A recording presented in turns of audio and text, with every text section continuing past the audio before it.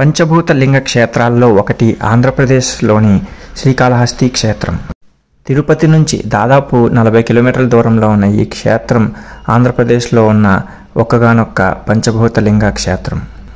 పరమశివుడు అగ్నిలింగంగా వెలిసిన అరుణాచల క్షేత్ర విశేషాలతో వీడియోని మన ఛానల్లో ఆల్రెడీ చేయడం జరిగింది.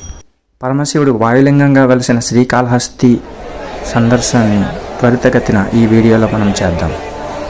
అలాగే శ్రీకాళహస్తికి ఆ పేరు ఎందుకు వచ్చింది అనే విషయం కూడా మనం ఈ వీడియోలో తెలుసుకుందాం. వీడియోని చివరి వరకు చూడండి.